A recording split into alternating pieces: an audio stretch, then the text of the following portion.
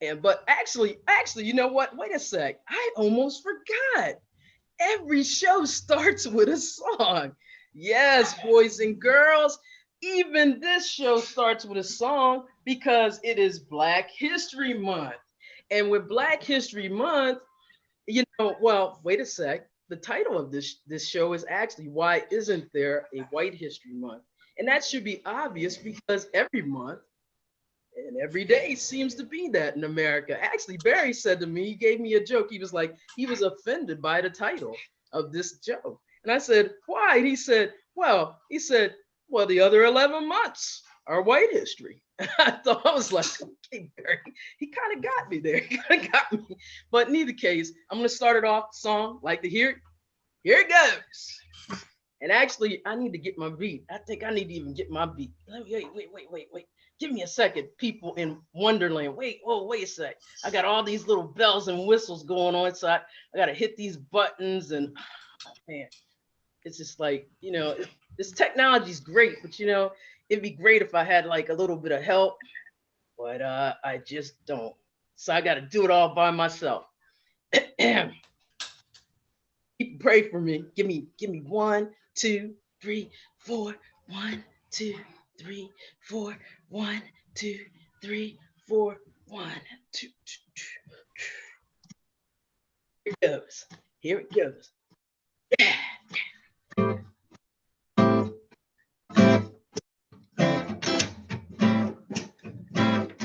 Made it up today.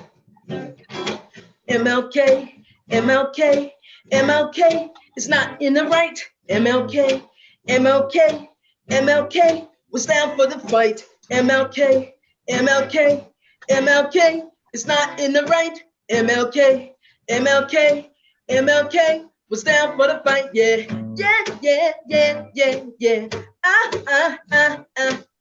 Not in the right at all. Yeah.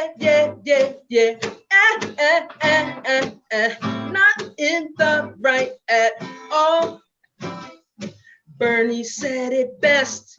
If you're gonna use his words, better find the right context. Better leave him out your mouth. You heard MLK's words can't be weaponized against the people we fought for. You better wake up and get it right. MLK, MLK, MLK is not in the right. MLK, MLK, MLK was down for the fight. MLK, MLK, MLK is not in the right. MLK, MLK, MLK was down for the fight. Yeah.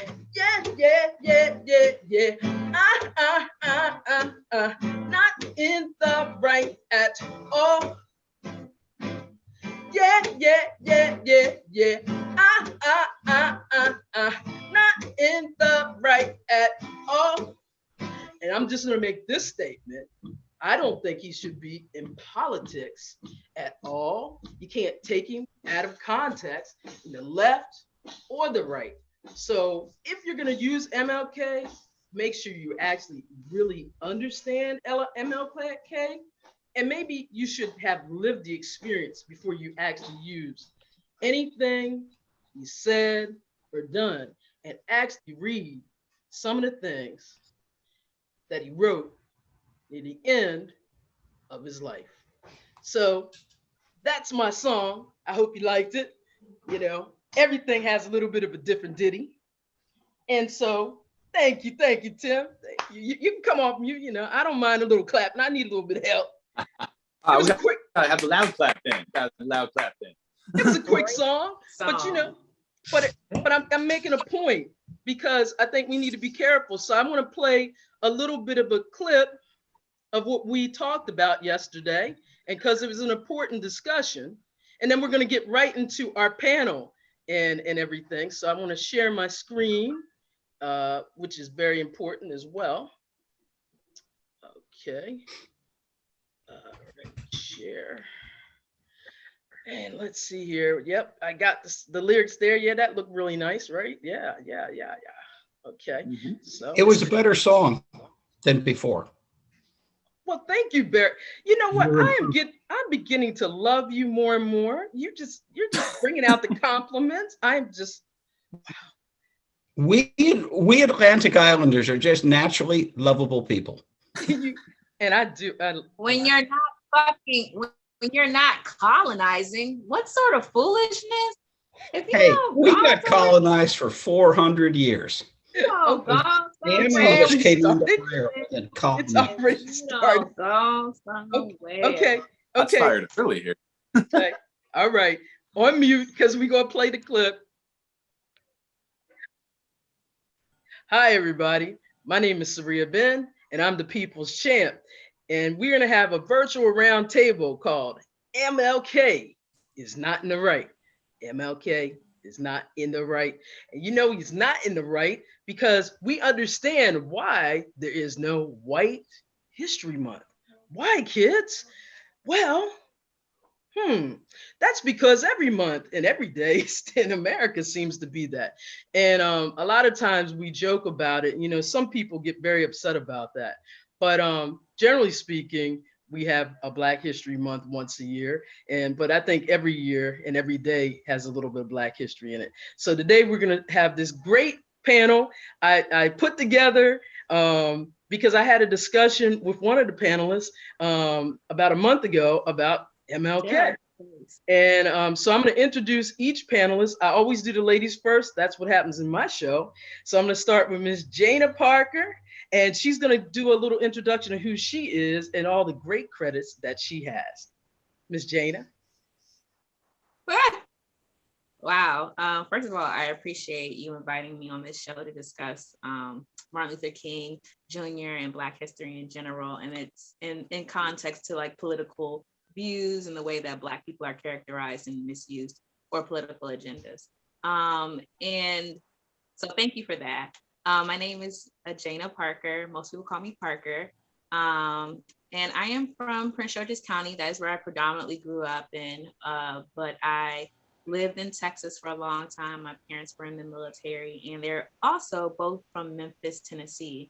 And they actually grew up in that area, and they lived there during the time of Martin Luther King's assassination. So my parents are actually extremely strong Black history people. And I've actually been to the Lorraine Motel, which is now a civil rights museum, every year of my life till about I was like maybe 20, 23, maybe, probably beyond that. So I hope that with that, you know, timeline of Black history, Black historical education, that I'll be able to add something to this conversation. I'm also a proud HBCU graduate from the great Coppin State in West Baltimore, Maryland. I'm very proud. West Side. Thank you. Yes, I like that, Ms. Janna. Appreciate you. And I apologize for my phone interrupting you because it was really just my kid's high school. Sorry about that. So I'd like to introduce Ms. Cheryl Adams from Harford County. Boop, boop. Not originally from Harford County, but been here over 20 years. Yeah, no, I'm from West Baltimore, actually, from Catonsville, Woodlawn. And there's my son's high school. Oh, wow. I used to live there. West Side. All right. I lived in Westerly. You know where that is? Yes, I lived in Arbutus. Okay. Right down the street from the right down the street from the flea market. Yep. Yeah. We grew up on the same side of town. Whoa. So Didn't even know that. Yeah. My network is tight. Right. There you go. 6 degrees, right? That's right. Cheryl, and tell us. So my name is Cheryl Adams, and Sarahia asked me to join the panel sort of last minute, and I'm glad she did. And anytime I have an opportunity to learn more, first of all, for myself, I take that opportunity because I know how important it is. Specifically and especially Black History Month.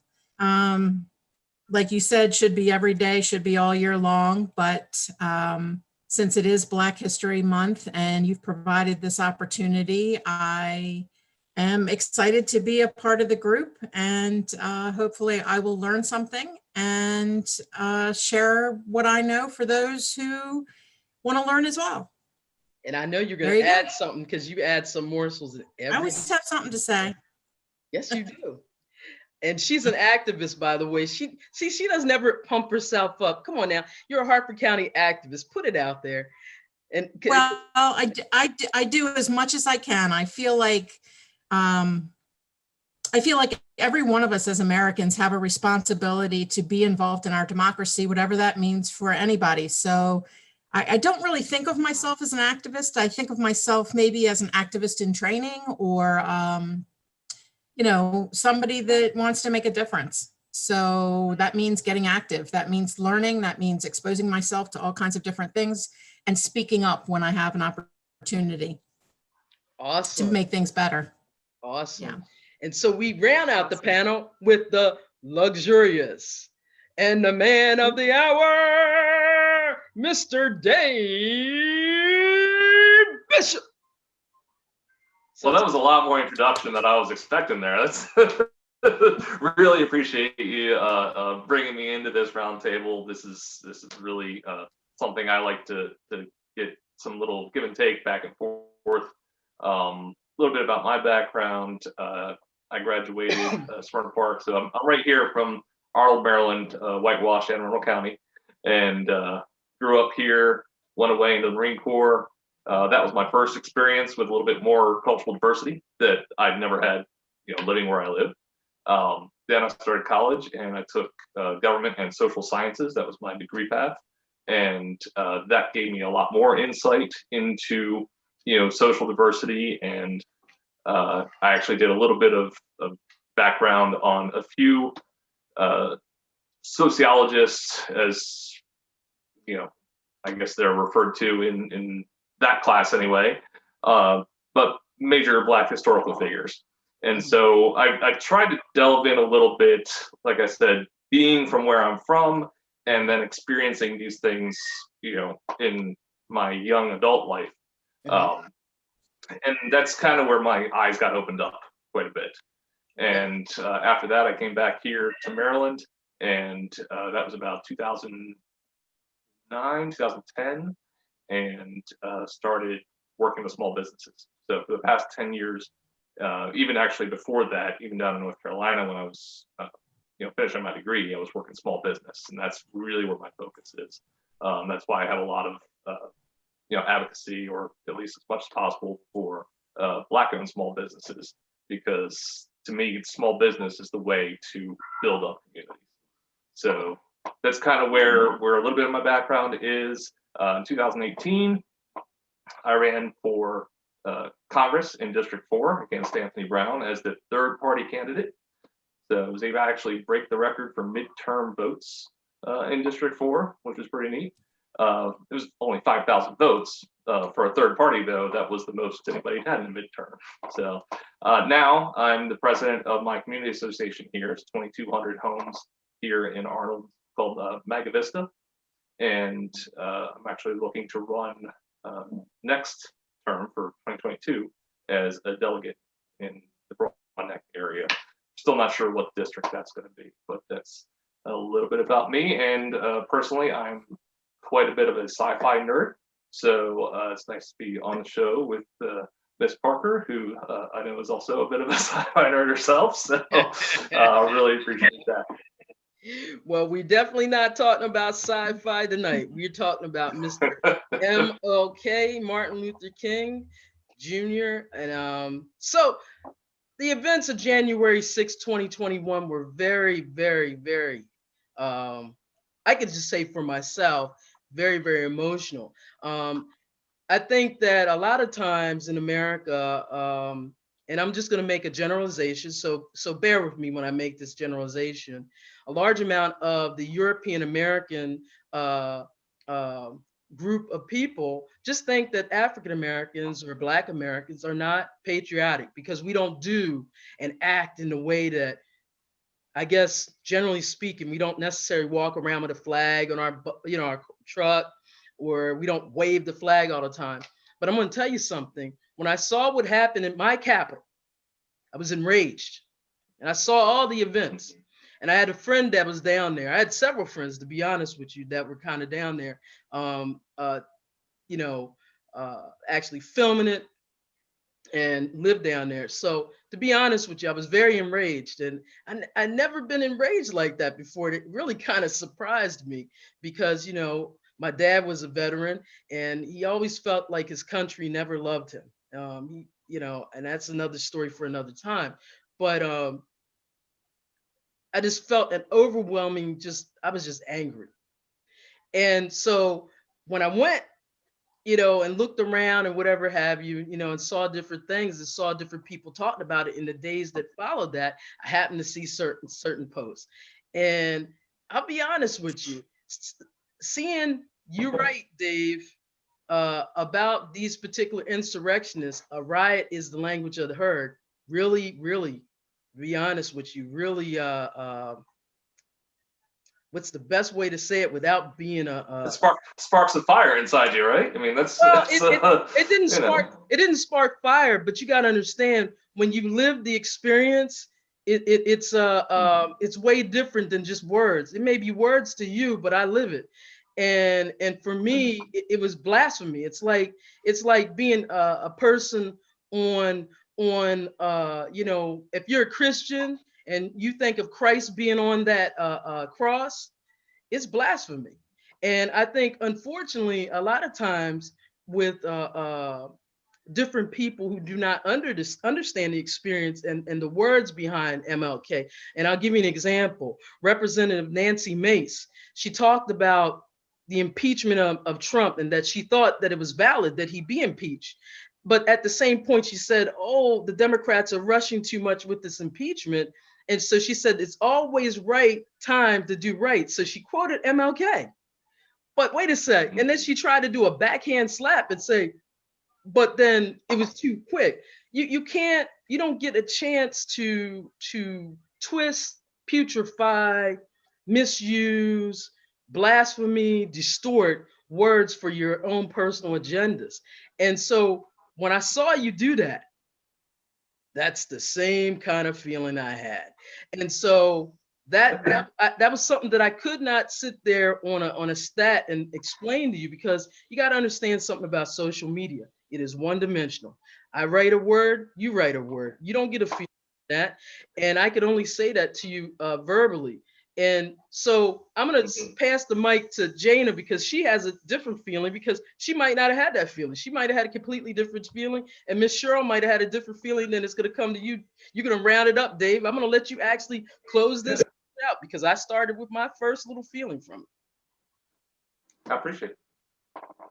Well, can I ask a favor? Can I ask that I hear from Dave first? Okay, sure. Because I read the exchange and I kind of want to hear, before I kind of like me reading the exchange versus you telling me it's two different things in regards to me understanding how you connected that quote to what you saw.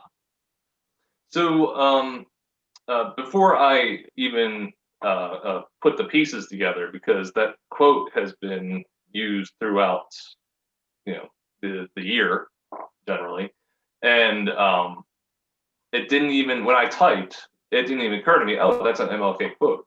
But I used that because through hearing it throughout the year and kind of seeing what was going on, it occurred to me, well, I don't agree at all with what happened on January 6th. I was pretty enraged myself, obviously, and just shaking my head. I didn't expect anything to go past what was going on that day.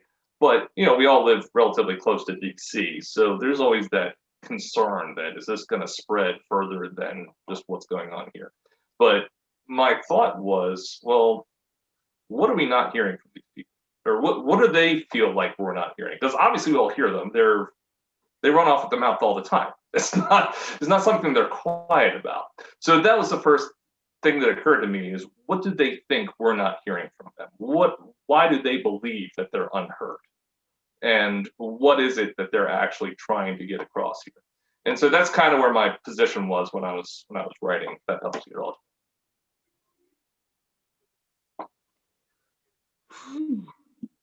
Okay. So, a couple of things. And I always get into not an argument, but I always get into a fruitful conversation with my family whenever we have conversations and they like misquote things. All right. So that statement, right, is the language of the unheard, is followed by, right, the rest of the speech, which focuses on the Americas, right, the United States of America's pattern of not listening to and acknowledging the plight of the African American community within America due to the social constructs and social structures that America has put in place since its foundation, right? And so that's like the entire line. So when anyone is saying like, Riot is the language of the unheard, yeah, you should go and look at what that is before like kind of continuing that. And then like, for me, when I read the exchange, I was a little disturbed from the thought process of understanding the access that we all have to information, understanding how well read I believe you to be. It kind of seemed like instead of taking a moment to hear what she was saying and see what she was coming from in regards to the context, you kind of dug in on your point, which I mean, I understand it from a abstract context, but the idea that the white majority in America, the white minority in America, is not being heard in regards to the various constructs that America has still institutionalized in place, right, is just mind-boggling to me. Like there's a disconnect, right? You had people who voted for someone who admittedly went online and said he grabs women by their genitalia. He stated that he made fun of a disabled reporter. He said extremely racist comments. I believe that when they voted, we heard them very well and clear that's what they believe. That is who they are. And subsequently, that is the sum of who they are. And subsequently, when they voted that way, and they continue to put that as what they wanted to vote for and who they wanted to uplift and acknowledge, they weren't unheard. They were heard very loud and clear. And I think you can even see the privilege in regards to the riot itself. I don't think I was at Black Lives Matter protests and I saw police in full riot gear, being prepared to assault black and brown and white people peacefully protesting. A lot of people try to bring in, well, there was destruction of property at these protests. When you look at the destruction of property in context to the actual protest and where it was happening, you start to actually investigate who was actually doing the destruction of property. It doesn't have to deal with a lot of the people that organized and participated within those marches. You here have a group of white people who planned to go to the Capitol to stop an actual like democratic process, destroyed federal property, murdered a police officer. I have still yet to hear from this Blue Lives Matter crowd about the murder that they did. They assaulted other police officers. They were planning to murder elected officials, right? So to take that statement and somehow connect it to that speech or the language where that speech came from, right, is such a disservice to the context of that statement. And like these people have been heard. They continue to be heard. They continue to be heard and proliferated through laws that they put forth in legislation and ideals and behaviors, So I don't think that they're unheard. When you can go to the Capitol, break in, murder a police officer, steal federal laptops, try to sell the federal laptops to a foreign government, and then you get to go home on like house arrest. It's because you're white, because that's not what they do for Black people who steal candy bars, right? So that was the disconnect for me. They've been heard. They've been heard extensively over and over again. And for people who feel like the government isn't listening to them in regards to the election process, it was still confusing because I know that you are well aware that that election process had been, investigated by Trump's Absolutely. people, right? Yep. Like, so like the actual allegations of this election being false or fraudulent or, interfered with or whatever, like his own people investigated this, listened to the concerns of his constituents, investigated this and came and saw that there was nothing wrong. So it just seemed like a disconnect from the reality that, Black people live and people of color, to be honest, people of color in general, but we're going to speak to Black people because I feel like Black people have a historically different level, I'm going to say it that way, different level of intensity of how they have been interacted with within American society, right? That doesn't make anyone else's struggle invalid. I'm just focusing on the struggle of Black people at this moment. And I'm not invalidating anyone else's. Absolutely. And so that being said, like that context was so like out of pocket for me. Good. Let's go to Cheryl. And I will also say that I want to go to Cheryl too, but I also want to say, and I think we'll dig into it a little bit more. We have the scene. Look. Actually, no, I'm gonna pause. I'm gonna let Cheryl speak, and then Dave, and we can kind of keep into it because it's a good conversation. It is. I'm sorry, Cheryl. That's okay. No, go ahead, Cheryl. don't be sorry. And I think with regard to Martin Luther King quotes, Martin Luther King's life, and white people making a connection between that and whatever their issues are, voices of Black people are the most important to listen to when we're talking about this. Certainly not white people. Black people in this country, by and large, have much more knowledge when it comes to MLK than we do. And for white people to act like they're any kind of expert or over a Black person on this issue. So no, you speak first and take all the time you need. I'm going to listen and learn.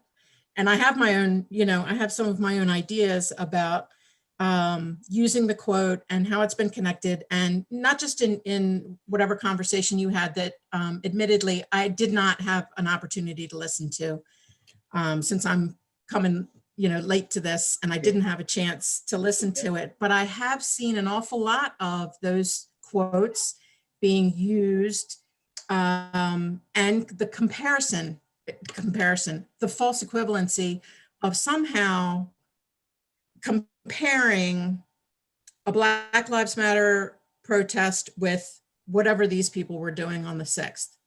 I guess it started out as a protest or coming together and escalated, planned, or I mean, there's investigations and all of that. When I see the t-shirts that say, "Stop the Steal, Civil War," they had time to print up some shirts. So I'm pretty sure there was a plan and a lot of conversation, and I heard it just in my social media. And, I knew that it was not a place to be on the 6th, but I had no idea scaling. When I started hearing they were scaling the walls, I had the same feeling that you did, Sarahia, just like it was a home invasion.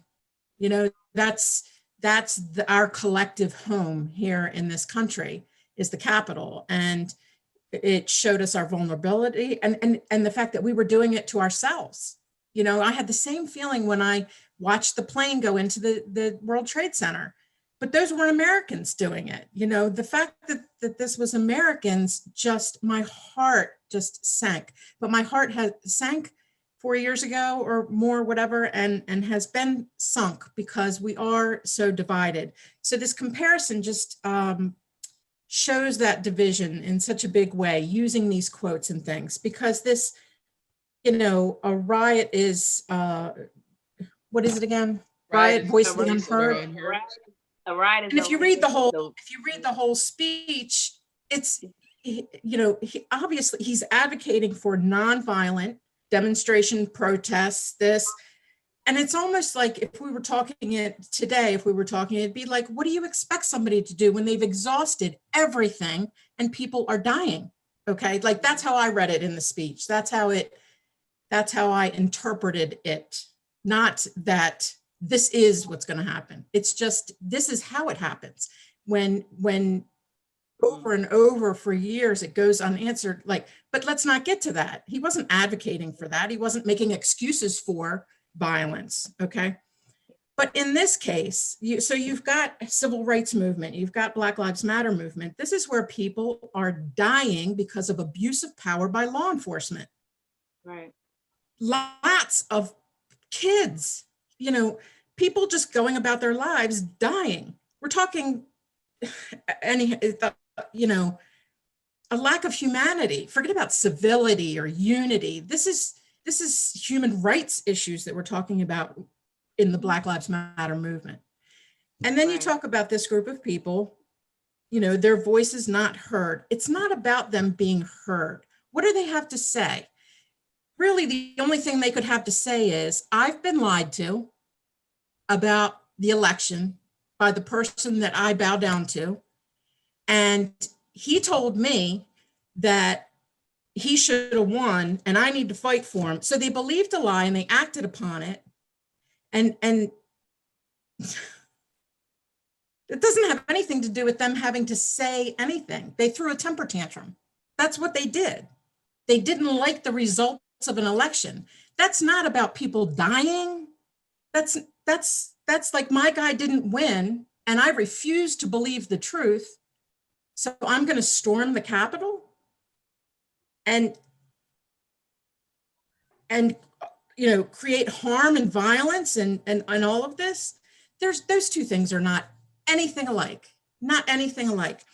And you know, this matter of not hearing, you know, what I see is this silent majority or minority or whatever they call it, whatever people who are following Trump and believe that nonsense and are going to the Capitol this is a last gasp for their power and control.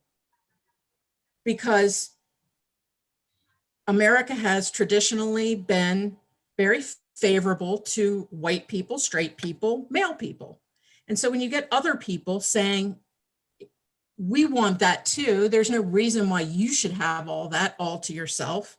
And they dig their heels in, have a temper tantrum, and no, I don't want to give that up. And they can make excuses and they can say, you know, any number of, you know, anyhow, but this, you know, not heard, that again, I go back to that. What's not heard? We all hear them, but what they're saying doesn't make any sense. You know, whatever they're saying doesn't make any sense. And it definitely doesn't justify the type of activity that happened on the 6th. I think they need to sit down, take a seat and listen, because and a lot of these people that we're finding out that are involved in law enforcement, they're the people that are perpetrating the violence and harm against the Black Lives Matter movement people. So I could see from a standpoint of choosing that, Dave, maybe like you're trying to understand how they could have come to this space maybe and figure that there's something they have to say or something they feel that nobody's listening to. But here's the thing. This is how I feel. No, I'm not going to listen to your bullshit any longer. We're tired of your bullshit, you know? And so get over yourselves. And the truth is it's going to happen whether they want it to or not. We're moving in a more multicultural, diverse, progressive, you know, people clinging to this past, they're going to get left in a big loud gasp, a rattle, you know, their little death rattle. But, and trying to get back to the subject, but the MLK, you know, all of these quotes and what it's like a whataboutism when you say a Martin Luther King quote to support an agenda or activity that is steeped in the very thing that Martin Luther King was acting against or trying to bring change to. You know, that's where my head doesn't wrap around this. Like, to use a quote from somebody who was fighting systemic racism in this country and create change, to understand a group of people who are doing everything they can to keep the status quo, to keep white supremacy alive. So does that make any sense? I think it makes a lot of sense, actually. So I like Cheryl's early point that I don't know, maybe we should be, maybe somebody like me who's educated in social sciences should be more aware. But I don't know that we will always get to a point, I mean, I'd love to get to a point where white Americans can be just as appreciative of Black culture as they should be, but we're not as aware of the ideas of Black history as we should be, which is why we have a Black History Month. Well, can I just say with regard to Black culture, Black culture and Black history, you guys help me out here because I'm not Black, so I'm trying to, but when you say that, like not as white people aren't, first of all, I don't have to know or understand Black culture to say that Black people and their culture have every right to everything that I have and every right to every opportunity. It helps if you know and appreciate Black culture. But I don't have to, I don't have to be well-versed and well-knowledged in Black culture to say that Black people deserve the same rights that everybody else does, regardless. I mean, we say that, but we don't, I can say that but by the same token, when you're talking about law enforcement and you're talking about the Black Lives Matter movement, white people do have to know Black history to understand why we even have law enforcement and why it operates the way it does. So, I mean, I'm kind of separating out Black culture and Black history.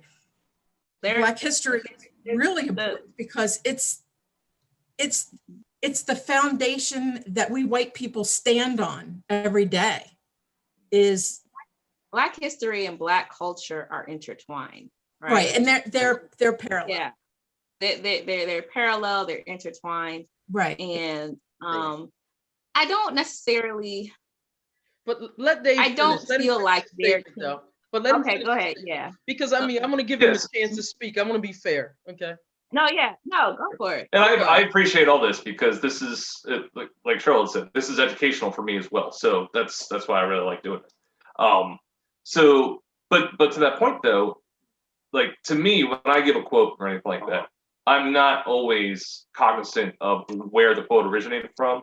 So to me, it was, I'm going to use this quote just because it sounds good in the moment. And that's what I did. But, I know that all of us here are on the same page here when we saw what was going on January 6th. And honestly, the first thoughts that went through my mind is, why aren't these people being shot at? And because they're white. I mean, realistically, we know that, right? There's no denying that. We know exactly why there was a different response on January 6th at our nation's capital, which never should have been tolerated. And something like this happened, under the British rule, 250 years ago, then those people would have been shot in the street. And it would have been called some other kind of massacre, like the Boston Massacre, right? Mm-hmm. But we know why it didn't happen in 2021. It's because they're white. And there was no thought of using deadly force to stop literally a deadly mob. I have no idea. I mean, I think it's just a miracle that only 3 to 5 people were killed in that thing. It's crazy. But no, I can appreciate the false equivalence of attributing an MLK quote to this crazy mob that all of us are just as dumbfounded. But I think one of the things I want to go back to is, and I'm going to blasphemy again here because I'm going to kind of alter the quote. And in their case, it's the language of the uneducated. right? They, like Cheryl said, I were wouldn't use it at following all. blindly. I just wouldn't use it at all. Right, Don't right. co-opt. But they were, right? Just No, don't I co-opt. don't even, David, I want you to finish, but I'm not shaking my head because of how you turn that quote. Okay. I'm shaking my head because I don't believe they're uneducated. No. I have met many, Either. I have met many of very educated racists. Mhm. Some of them are elected officials. So Yeah. I don't believe Dan at Cox. any point Dan Cox who where blocked me they're when I asked him a uneducated. question. They're extremely educated. They just have their beliefs. They're extremely educated. They just have their beliefs. Dave, what? It seems like you're trying to. It seems like you're trying to find. And I hate having this conversation with people in general because I'm a mediator, right? So I'm a trained mediator, and mediators are trained to kind of listen and then give back the what someone else is saying so that other person can understand it. And a lot of times people mistake that for trying to find the validity in what someone's saying and finding the validity in what someone's saying in a situation when there's clearly a wrong or right? And so like, it sounds like when I hear you a little bit, and I definitely want to hear the rest, it sounds like you're trying to apologize for the behavior of people that knew what they were doing, were intelligent enough to know the consequences, were intelligent enough to filter out the consequence. They literally said, we did this and we knew that there are consequences to it, but we figured we'd be okay because we're white and because we feel entitled to do this and because our president told us to do it, right? So I want to hear the rest because it's to me like, and I don't want to run on an incomplete thought. So because it does kind of sound like, Yeah, and you make me think about that because I'm kind of formulating this as we're talking about it. Like I said, I'm trying to learn at the same time. And so it makes me think that, maybe I personally don't want to believe that somebody who is well educated and well read or even at sometimes possibly even well meaning would go and do something like that. Right? I think that's in my world, right? And you're the white person, since we talking about them, or let me not say that thought process in white people is the thought process that MLK spoke against as being one of the extreme barriers to racial equality and tearing down institutionalized racism. Because the white moderate or the right libertarian or whatever you want to put yourself in, not necessarily you, but that mindset of, well, I don't want to believe what I know to be historically done, which I have evidence, book upon book upon book upon book. All these Black people you said you read about, I know they talked about it. So you don't want to believe history. Right. You don't want to believe current, past, and present history, right? And the people that you are lumped in the group with as being white, not necessarily that you're lumped in the group of in regards to their actions. No, but just reflected by that, yeah. So you don't want to believe that they do it, and subsequently we have conversations like this that flow into like an apologist kind of atmosphere, which continues to push like the moderate people to not believe. It's gaslighting. It's motherfucking gaslighting. Excuse me, it's gaslighting. No, that's all right. You on my show. You keep that out later. It'll be all right. No, I'm not edit. I don't edit out nothing. There you go. Okay, there you go. Perfect. But I am gonna say, hey, I don't want to believe what I see. You see it. You I'm gonna say yourself. You see it. But I'm gonna say something to you, Dave. I'm gonna say something to you. As a Black woman in America, I 100% believed and knew that they weren't going to get shot. Actually, I'm surprised that anybody died. I am 100% surprised that any cop got in trouble because they were partly involved. And that whole Blue Lives Matter thing was a response to Black Lives Matter movement.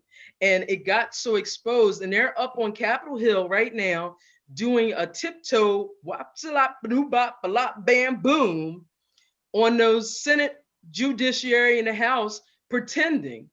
And I think that's what incensed me a lot of times too, because they're sitting up here. See, that's the thing that you can't get in a book, because I read all the books that you read, Dave. See, and that's why I really like talking to you, because I can't do this on typing, because we can't talk like that, because like you be Oh, out this is there. so much better. Yeah, absolutely.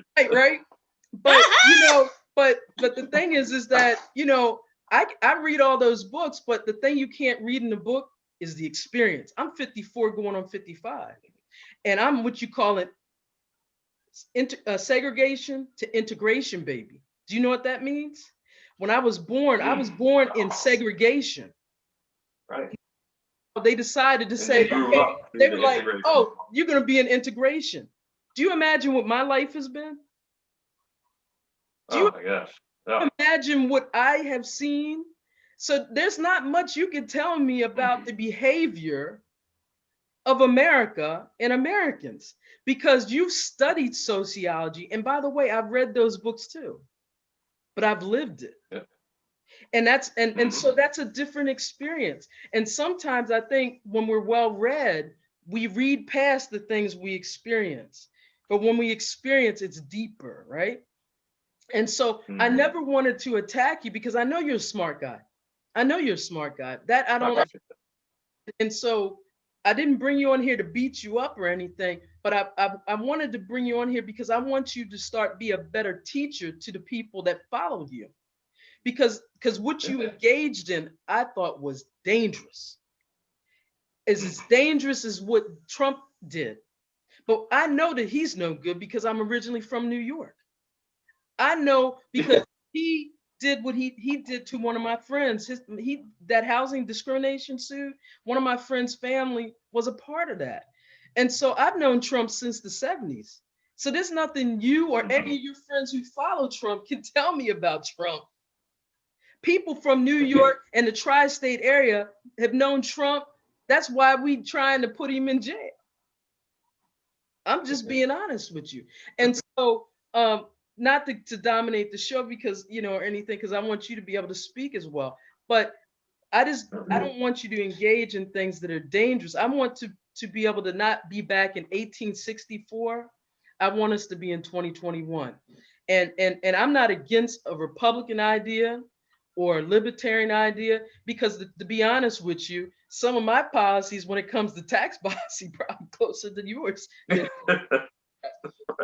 But the thing about it, it always seems to have a problem when it comes to the social issues.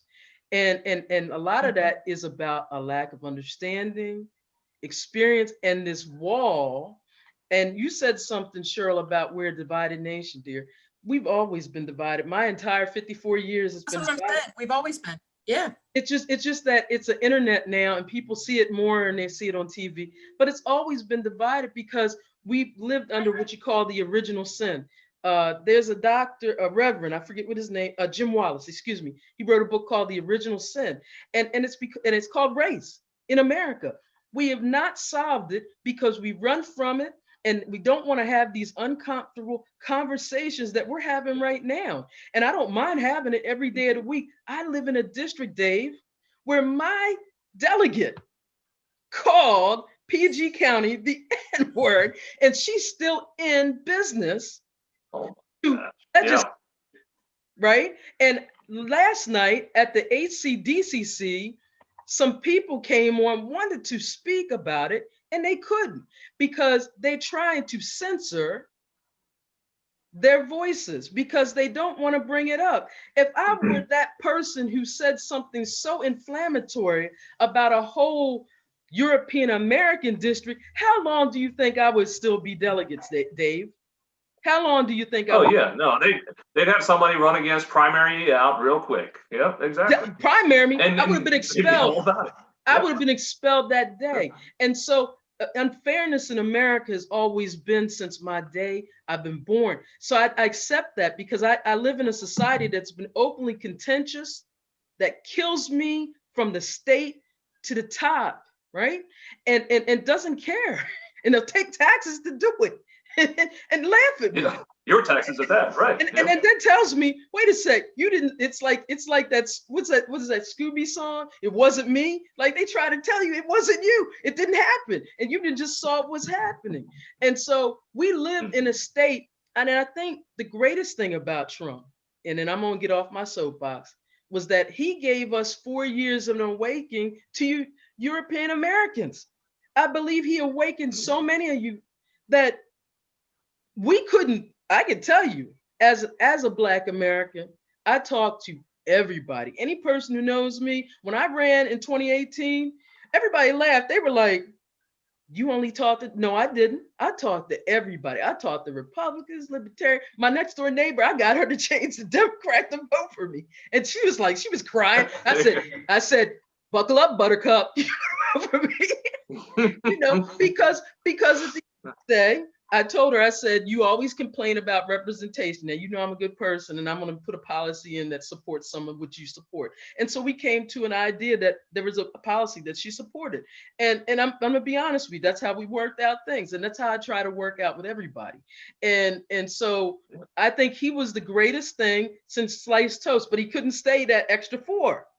Because he was just doing too much damage. And the truth is, for 8 months, he was trying to do this little martial law, but he's just a little too not bright to be able to do it. I'm being honest with you. But I'm off the soapbox, Well, and I think that's a really good point, because he opened up a lot of people's eyes, a lot of white people that really had no idea how bad. You could see the problems emerging when you saw all the outrage about Obama, and when you look at it, it really was all about the fact that he was Black.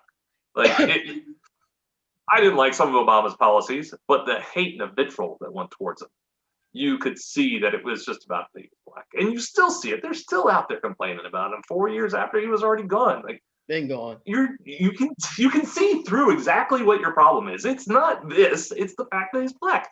Stop it. But I think Trump magnified it so much more because he spoke. And I said this in 2015 when he started talking about running. Like, if he wins, it's because he's going to find a way to anger and enrage, or hone in on that anger that's already being felt by these racist Midwestern states. And it's all over the country, but you can see where the core of it kind of spread from. And that's where his win is going to come from. There's all these, exactly. It's here, right? And so that's where his core is going to come from, is all these people that don't do polls. They don't always go out and vote, but they're still sitting in their basements, angry about having a Black president and having to answer to a Black man, and they can't handle it because they can't handle the change as they expected to be in white America forever. It wasn't even, and so, by the way, right? Black America's numbers haven't changed. I don't know what under guise. It's a cognitive dissonance, because if you look at the data, there hasn't been a change. I'm just telling you. So Cheryl, do you have anything to say about more about MLK and the ideas? Well, I just wanted to go back to what Dave was talking about, where I was jumping around and going crazy when he was talking about the uneducated. And what I saw, because I've done it, is we as white people want to make clear that that's them, that's not us. So in order to, we do that, they're uneducated. We put those people, those racist people, in whatever box that is different from us, because we're not racist, right? Great. They're not smart.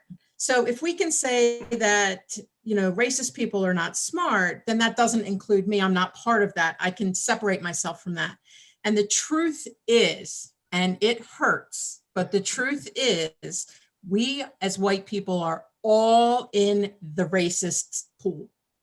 And until we take that negative connotation, it is negative, but until you actually not remove the negative, until we depersonalize it, until we don't take it personally, there's no way that we can learn and grow from it. So we have to reach a point, as I have understood, that I have to accept the fact that I'm a white girl living in a white world. I've grown up with this. it's so ingrained in me that I don't even see my privilege half the time. So that's half the battle, is for me to see it in order to understand it. And more I'm seeing that. It's going to take a lifetime. It's taken me 57 years to get here. And I had the blessing of growing up in a home that was not bogged down by religion, not bogged down by any, heavy duty bias about Black people. I had all kinds of people coming in and out of my home. So I had a little bit of a base to start from, but I'm still a white girl in a white world, and people saying things like, BET, when that channel came, that's how old I am. I remember when BET became a channel. And I remember the uproar about why do they get a channel? I'm like, you have to take a step back and look at yourself and go, what have you been watching all your life? All white shows on all white channels everywhere. Your mind. Yep. Why to get, Yep. just like, why does the LGBTQ community get a parade of themselves? Are you kidding me? Like, you're going to take away a parade that's a positive, fun thing but at the same, anyhow. So my point was with that, trying to make the racist people somebody separate from ourselves isn't going to help us fix this problem in our country. It's going to keep us right where we are, because that's where we've always been. So, and it's just this lifelong thing of engaging in conversations like these and reading lots of books on your own and watching. I mean, I do that. That's what I'm starting to do. And I have light bulbs that go off, ding, ding, ding, all the time. And I will be.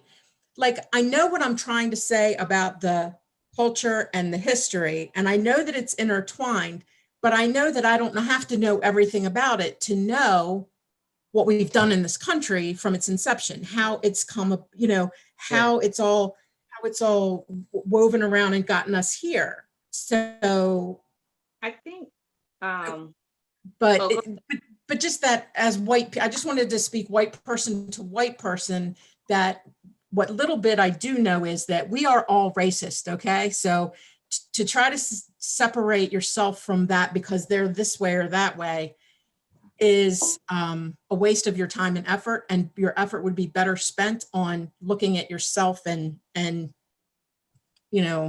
whenever you can, listen to these guys. I do want to say, I want to say to the comment, I want to phrase it this way. I'm gonna phrase it this way, because I don't actually want to take away what Cheryl said, but I want to give it the context of how it was explained to me. Okay. America was and is an institution of racism in regards to policies, practices, procedures, legislations, and culture.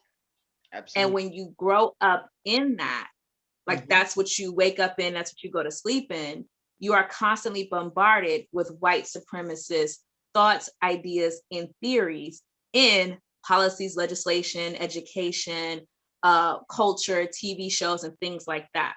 So even when it's not your intent to act in a racist manner, unless you are doing a conscious uncoupling of the consistent white supremacist theory that you're given in subtle and overt items like policies, legislations, culture, things like that, right? Then you're not going to understand how your actions can come off to people of color and specifically Black people as racist, right? So like I have a lot of white allies. They're wonderful people. I love them. I love them too. I have like white friends, and I honestly, and to be honest, I really do feel like in a lot of these cases, some of my white allies are not my white friends. Yeah. And then some of my, but if you my white friend, you're definitely my ally, because you gonna know some things out here. But I say that from the perspective of there's always this uncoupling that not just white people have to do. That's another thing. but we're going to keep it specific to white people. But that's not the uncoupling of white supremacist thoughts and theory. Like Black people have to do it. Asian American people have to do it. Like every race that lives in America has to do it. Like, you know what I'm saying? Like we have to do it. But what happens is for white people, it's more important because they're the ones who benefit from the society that we live in. So when you're not doing that conscious, I was trying to figure out where now I'm getting the connection there now. Okay, so because I was thinking, I was like, well, why does a concept or legislation or ideas, why, because a white person came up with it, is it necessarily ingrained? Oh, that's not in what whiteness? I said. But no, I see what you're saying. I figured it out after a little while now. I didn't say because Black people come up with white supremacist legislation as well. Yeah. So it's not. So it's not. There's tokens. It's a ideology. Too. Yeah, it's an ideology. It's an ideology that's rooted in a racial construct. But it's an ideology that, because it's consistent within this environment, anyone can operate in a negative capacity. So when you don't do that uncoupling, right, on a consistent basis, then you have these conversations and where you're like, well, I don't understand why white people standing up for what they believe in is wrong. And it's literally boiled down to that. It's literally boiled down to, why is it wrong that they aren't being heard? And it's like, no, there are so many different layers to why this was inappropriate, illegal, murderous, dangerous, and subsequently the difference in the interaction. And so I want to. That's really good, because that's actually conversations I've had the other direction, and explaining, like, you don't see the difference between what was going on in the summer versus what happened on January 6th. That means you're not seeing the difference in the cause. And that's something that people have been unable to grasp. There was no cause worth doing that for on January 6th. But you know where you hear that from? You hear you also hear that argument from white moderates who say, I don't see color. That's true. Yeah. And wait a sec. I don't see how what happened with the Black Lives Matter is any different than what happened. It's like, nah, there's a whole different spectrum specifically because color is involved. Check this out. That's an MLK thing that they get wrong in the right, which is why I always say that those who purport the right have no business quoting MLK, because I'm going to tell you. Let's talk about that real quick. Wait a second, I'm going to tell you why. Because they talk about I have a dream speech, and they always talk about, oh, Martin is talking about, oh, it's a colorblind society when he says I have a dream, but that was not what he was talking about. That was not what he was talking about. And the thing about, we have to understand, colorblindness, first thing, means that you don't see me. I want to see who you are, Dave. I am not against you because of who you are. I can only be against you for what you think and which actions you do against me or whoever else, not who you are. That would not be a reason for me to be against you. You know what I'm saying? And so being colorblind and not seeing you in the fullness of who you are completely erases what you are. I mean, who would want to be colorblind? You know what I'm saying? It's the most ridiculous thing. And that's what a large amount of, and I'm just saying new republicanism, because old republicanism was mostly about policy. It was mostly about tax cuts. And then they went off in this whole thing. Even Bruce Bartlett left that party because they went off of the deep end with all these culture wars and anti-government and all this other stuff. And that's why I say you're not in a position, Dave, to teach those differences, because large part of the issue with the large amount of the people that you're speaking with, they're in an echo chamber. It's a psychological disorder you're dealing with. So you haven't even dealt with the psychological disorder, the fact that they won't deal with their white supremacy myth, and I'm saying myth, because first thing, there's just nobody supreme to anybody. So it's not white supremacy myth. That's the proper term. And so you got to deal with those issues first, And those are psychological issues. But I hate to even say that it's a mental disorder too much, because then you'll have everybody crying that they have a mental issue. Then you give them an excuse, right? Yeah. You got an excuse. Like kind of what I was thinking of doing, right? I mean, same kind of idea. Right. Yeah. But it's a certain cognitive dissonance that they've allowed themselves to be in. And so that's why I don't particularly, oh Lord, my phone's going on. Where's the phone at? Oh, okay, there it is. My aunt's calling me. She's 88 though. I never say no to my aunt. You never know how long she's gonna be here. Oh, that's all right. Yeah. But and I'm gonna tell you, she went through Jim Crow, and that's somebody I'm gonna have on my show, because she knows how it is to go to school for real. She can tell you some stories about MLK. She was out there. But also, that we got to do another show on Malcolm X, because nobody wants to talk about him, because large part of European America don't want to talk about him. But you can't talk about Martin without Malcolm. But anyway, that's Malcolm. That's another story. But the point of what I'm trying to say is that part of the reason why I don't believe that, and I'm just saying this in general, that in politics in general, I don't think most people should use MLK unless you really lived the experience. Because I think, first thing, most people just misquote him, first thing. When Martin was living, he was hated. All of a sudden, he's become popular, a popular slogan. But you got to understand, Martin's words were not a slogan to me. You know, that's an experience. And even his experience of feeling, oh Lord, my aunt's going crazy. Even experience, hold on. I'm gonna tell her she's on the show. That's all right. You check on her. Yeah, we can keep it going. I'm recording this show, so hold on. I'm about to finish it up. Okay, dear. Bye bye. Well, I wanted to wrap it up, because I know you guys got to go. But I wanted to say something. Janna. Yeah, I wanted to say something about Martin Luther King. And I think one of the things that we touched on, but we didn't really get into, and I'll just say it from this perspective. You know, when you look at Martin Luther King's life, and when you look at the things that he went through, and you look at the fact that he was beaten, he was jailed, the FBI tried to actively had a case against him, or trying to get him to commit suicide, you know, exposing his extramarital affairs to his wife, trying to, and then subsequently the United States government being, you know, found culpable in a large part of his assassination and death. You know, when you think about all those things, and then you have somebody quoting like his words out of context, it strikes you differently, right? Particularly in regards to the insurrection of America. But I don't think it's just specific to you. I don't think it's just specific to you, Dave. I think that that's something that like they do all the time. They don't acknowledge that the government actively murdered him and actively did these things, right? They don't acknowledge all those different things that went into his life. They don't acknowledge that they killed a father, right? They killed a husband. That is not being acknowledged.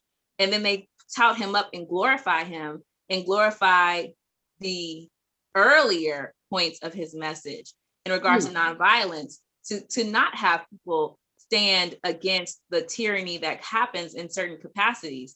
But later in his life, he was very a strong socialist. He was a very strong socialist, and he had more Malcolm X-ish views, if you will. And so, in a lot of degrees. And he was even speaking on just, you know, like a lot of people want to talk about, you know, the integration part of him. He did say on several occasions, I don't know if I've integrated my people into a burning house. You know, it became clear, now I've integrated you into a worse situation. So I just want to be clear that historically we have seen people on every level, right, misuse historical figures and bend them to their narrative when it fits them, but they don't want to acknowledge the historical turmoil and trauma that particular person had to endure to even become a historical figure. So for example, Muhammad Ali missing like 5 years out the prime, you know, going to prison because he didn't want to serve in the United States Army. He was listed as what, a traitor to his country, Yep. a coward, all these different things. Even in the But then movie, they nobody- kind of glossed over that 5 years pretty quickly. Yeah. But I want to make a point. How America had all this shit they was talking about Muhammad Ali in regards to him not serving, right, in the American Army, and not talking about he didn't want to serve and go to another country and shoot at people that are Black and brown and oppressed when he was getting shot at over here. But they don't want to talk about how there's the Red Summer, how African Americans have fought in every single war for this country. And when they came back from one of the biggest, they were pulled off of buses and murdered and burned in their fucking uniforms. Nobody wants to talk about that shit, but they want to use narratives, right, about how these are great African American historical figures. Everybody wants to sit up here and use African American gold, but no one wants to talk about the turmoil that it caused to go get that gold when the people, the very people that stole us, made us work for free, haven't given us reparations, are benefiting off of all those different things. And that's a conversation we can have an extensive level of. Absolutely. And because it's the narrative. When you look at the fact that, everything you're saying is all in relation to the fact that Martin, for white people, for a majority white country, was the easiest to palate. All the positives that white people can look at as far as what, he said and what he did, and he was the easiest to palate and be a symbol into white America, because now that's what I'm saying. As soon as he was assassinated, yes, they want to watch Martin. Absolutely. As soon as he was assassinated, they were able to do that. Yeah, after they killed him. As soon as he died, not before that, but he had to die first, right? They had to kill him. But I mean, no, absolutely. Yeah. Right. So. Unfortunately, I mean, it's unfortunate they had to kill him, but I mean, that's the thing. Cheryl, do you have anything to say? I'm sorry. My last thought is there's a new book coming out. You guys heard of it? Called The Three Mothers, and it's a look at Malcolm, Martin, and James Baldwin's mothers' lives. Awesome. And it's coming out soon, probably close to Mother's Day, but I think that's going to be. She was assassinated too. Martin Luther King's mother was assassinated. Yeah, when you were saying that, people don't know. People don't know what these mothers. His brother was killed. His brother was killed or drowned in a pool the next year after his death, as he was a rising political figure. So it's a narrative. It's a narrative. And like I say, we're not gonna. I will never be on anything where people try to. And not saying that that's what y'all were trying to do, but I will never be on anything where a narrative is not exposed for what it is to the bone. And that's exactly. Since we're plugging, I'm going to plug one thing too, real quick, because it's somewhat related. Tomorrow night, I'm doing a debate about 6:00. I don't know if it's going to be live streamed or not.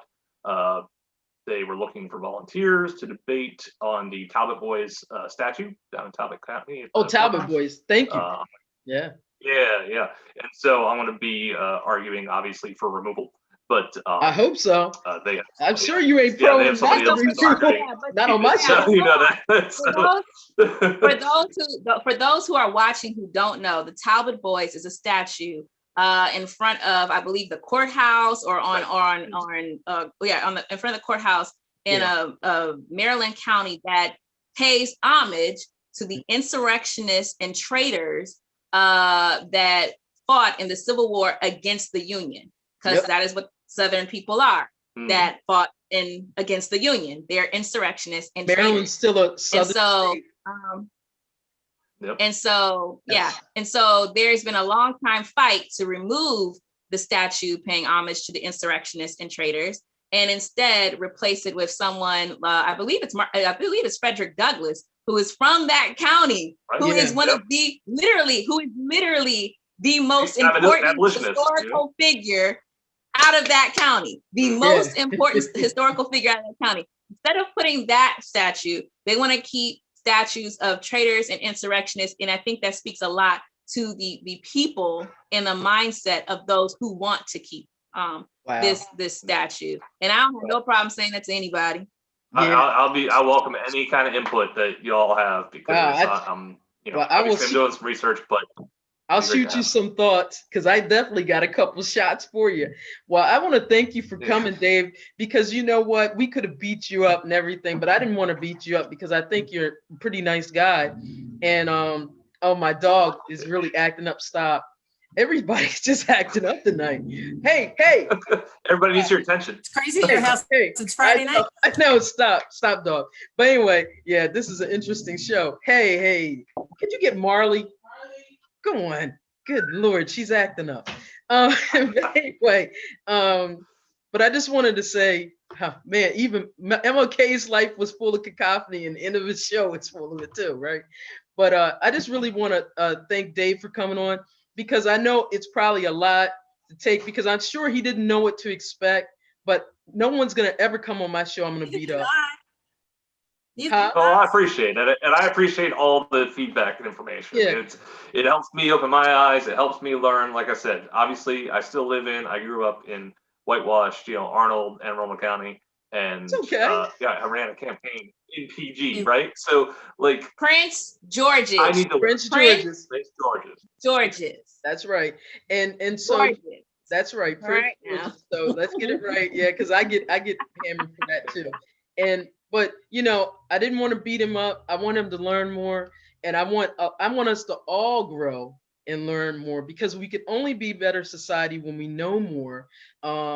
As an educator, right now, I'm not an educator because I've taken some time off. I had to be a caregiver for my mom before she passed and everything. But as an educator, one of the things that I always did was I taught my students a little bit about history and in music and just about everything. And what was so great about it was that my kids just seemed to love it. They never knew anything about it. And even to this day, now that they've grown up, they like, Miss Benn, whatever, what have you. And so I always say to everybody, every day is Black History Day, and it gives you a chance to connect. Yeah. And if you don't have a chance to connect, reach out to a friend for real and have, people talk about having these conversations, but part of having a conversation, a real conversation, requires a whole lot of listening. And sometimes it is very painful to listen to how wrong you've been all your life. It is hard to hear that, I got it wrong. I may have misspoke, and guess what? None of us are perfect. I am by far the least perfect person probably sitting here, because I get things wrong every day. But what I try to do is I listen and do better the next time.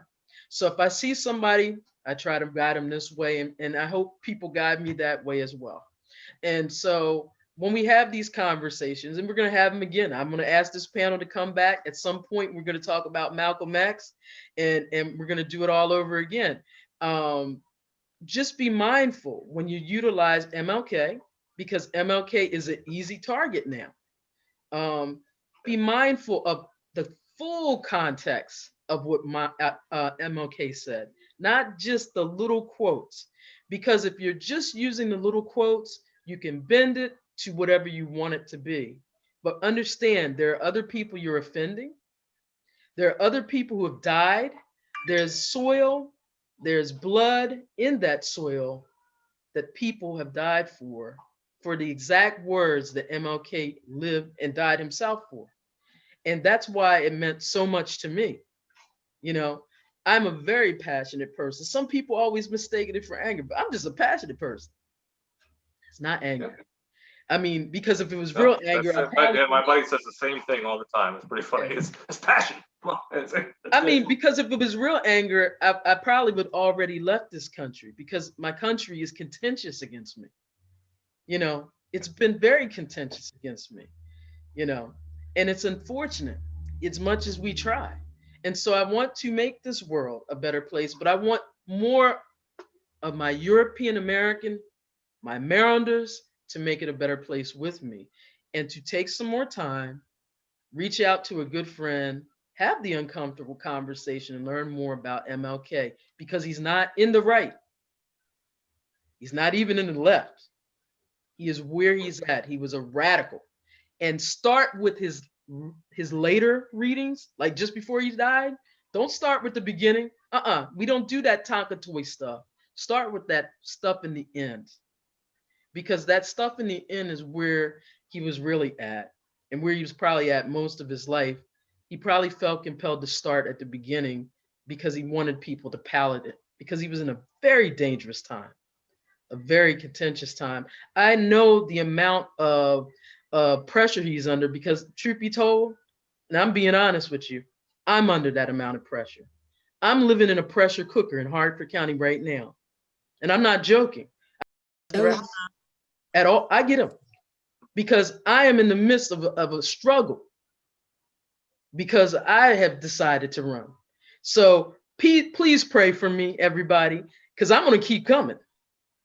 But I just want to thank my panel, Miss Janna Parker, excuse me, I didn't even mean to say your name wrong, Cheryl Adams, and Mr. Dave Bishop. And we're going to get him in that Talbot debate and take Talbot down.